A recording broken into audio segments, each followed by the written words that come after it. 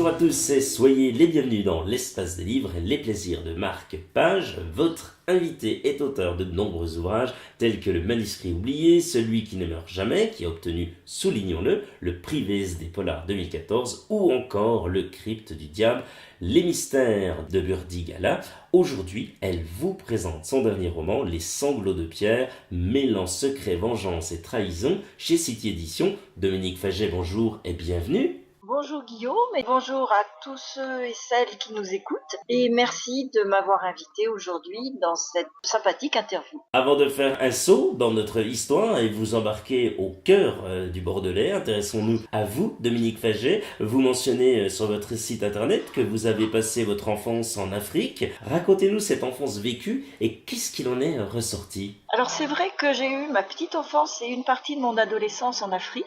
C'est une autre vision de la vie. On est beaucoup plus près de la nature, les relations entre les gens sont plus simples. Et c'est sûr que ensuite je suis revenue en Afrique beaucoup plus tard et j'en suis partie malheureusement au moment d'un coup d'État puisque j'étais en Côte d'Ivoire, donc j'en suis revenue dans de mauvaises conditions et c'est difficile. C'est difficile de se réadapter, c'est difficile parce qu'on a tout perdu là-bas. Mais bon, l'Afrique reste quand même un continent important pour moi, qui ai voyagé beaucoup, puisque non seulement j'ai passé mon enfance en Afrique, mais après j'ai eu des jobs à l'étranger, alors Espagne, USA, Mexique, Brésil. Et donc c'est quand même quelque chose de très enrichissant, et c'est là que je vais parfois puiser mon inspiration. Racontez-nous votre parcours avant d'en arriver là où vous en êtes. J'ai commencé à écrire parce que petite, lorsqu'on se réunissait, lorsque mon grand-père nous réunissait tous les cousins et cousines, j'avais une passion, c'était raconter. Et je racontais déjà des histoires qui faisaient peur, voilà. Dominique Faget, toujours sur votre site internet, vous dites, je cite, la peinture est le prolongement de l'écriture, elle permet d'exprimer ce que les mots ne peuvent plus décrire, c'est un énigmatique voyage à travers le visible. Expliquez-nous. La peinture, effectivement, est une autre de mes passions. Je n'ai jamais appris. J'ai juste vu mon grand-père. Mon grand-père était l'un de mes hommes de ma vie. Mon grand-père était passionné de peinture. Il avait vécu avec les impressionnistes durant son enfance. Et donc, je l'avais vu peindre. Et depuis, moi aussi, j'ai hérité de son matériel quand il est malheureusement décédé. Et pour moi, ça permet d'exprimer beaucoup de choses. Ça permet d'exprimer une souffrance personnelle, des sentiments qu'on ne sait pas dire avec les mots. Et c'est plutôt quoi comme type de peinture que vous peignez? Alors des peintures où il y a beaucoup de formes, de mouvements, soit des mouvements des corps, soit des mouvements dans, par exemple, une tempête ou le vent dans les arbres, etc. Et donc il y a peut-être des mots qui peuvent effectivement se décrocher ou peut-être également des émotions. Plutôt des émotions, soit de la tristesse, soit de la colère, soit voilà, des sentiments. La bibliothèque de Dominique Faget ressemble plutôt à quoi? Qu'est-ce que l'on peut y découvrir? C'est très éclectique. J'ai des lectures.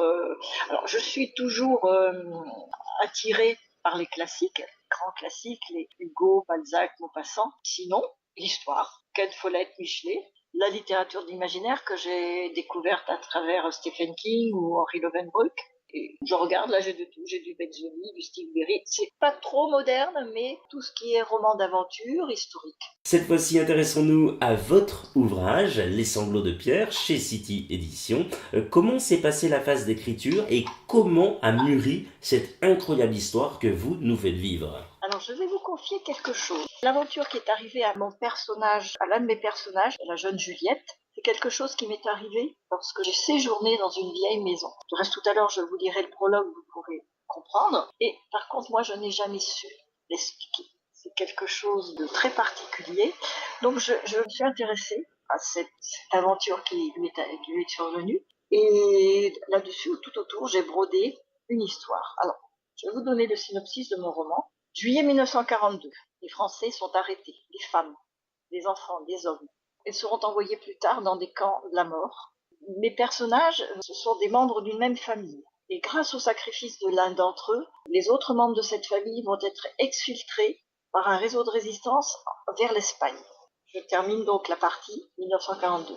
15 années plus tard, 1956, un village ordinaire du sud-ouest, une belle maison bourgeoise d'apparence tranquille, une famille respectable et pourtant Des notables meurent assassinés les uns après les autres, une adolescente est en proie à des hallucinations et un homme mystérieux rôde dans les parages. Le pire va être à venir alors que le village va connaître l'enfer. C'est la tradition de la chronique de Guillaume Sautet. Pouvez-vous nous lire un passage de votre roman pour donner envie au lecteur de vous lire, Dominique? Je vais lire le prologue, un peu ce qui est arrivé à Juliette. Les dangers visibles nous causent moins d'effroi que les dangers imaginaires. Shakespeare dans Macbeth. Été 1956, Saint-Laurent-des-Vignes, un village de Gironde. Allongée sur les draps de son lit, le dos calé par un gros oreiller en plume et les jambes à moitié repliées sur sa poitrine, Juliette n'en pouvait plus. Elle rejeta au loin Les secrets de la Musette, ce roman de délit dans lequel elle s'était ingénument plongée après le dîner, et soupira. « Oh, il fait vraiment trop chaud, on étouffe ce soir. » D'un bond, la jeune fille se mit debout et se pencha pour éteindre la lampe de chevet en opaline bleue posée sur sa table de nuit. Elle était en âge. Sa longue chemise en coton blanc à feston lui collait à la peau, surtout au niveau du bras. De ses deux bras, elle arracha son vêtement, le faisant passer par-dessus sa tête avant de le faire tomber en corolle sur le sol. Elle souleva son épaisse chevelure bouclée pour l'attacher en queue de cheval avec un ruban récupéré sur la tablette. Elle sentait des perles de sueur couler le long de sa nuque. Dans la semi-pénombre, elle marcha alors résolument jusqu'à la fenêtre. La moiteur de l'air l'accommodait. Même le parquet lui paraissait tiède sous la plante de ses pieds. Quand elle ouvrit ses lourdes persiennes en bois, celles-ci grincèrent désagréablement avant d'aller cogner brutalement sur le mur de la maison. Une lumière blonde inonda la chambre et les formes juvéniles et rondes de l'adolescente se dessinèrent sous la pleine lune. L'éclat de l'astre se reflétait sur sa peau laiteuse. Juliette huma l'air pour essayer de trouver un peu de fraîcheur dans la nuit torride de ce mois d'août 1956 sans y parvenir. Pas un souffle de vent ne daignait attiédir l'atmosphère. Dehors, les ombres mystérieuses et sombres des grands arbres du parc se détachaient dans une nuit obscure constellée de milliers d'étoiles brillantes. Elle resta un moment à contempler l'immensité du firmament avec l'impression d'être aspirée dans une spirale enivrante. Soudain, une chauve-souris vola si près d'elle que d'instinct Juliette eut un moment de recul. Alors, quand en plus un papillon se mit à tourbillonner avant de pénétrer à l'intérieur, elle abandonna son poste pour revenir s'étendre sur son lit. Sachant qu'elle ne trouverait pas le sommeil, elle resta hébétée, la bouche grande ouverte, à contempler les meubles de sa chambre. Il y avait tellement de luminosité qu'elle voyait nettement le petit secrétaire placé contre le mur en face d'elle, et qu'elle arrivait même à distinguer le cahier qui lui faisait office de journal intime qui était posé dessus. À l'arrière, le papier peint dessinait des volutes et des arabesques énigmatiques. Juliette se sentit peu à peu sombrer dans une torpeur ankylosante. Tout à coup, elle se raidit. Ses yeux s'écarquillèrent, son sang se glaça, son cœur s'emballa. Elle se mit à suffoquer. Ce qu'elle entreaperçut en face d'elle la cloua d'effroi.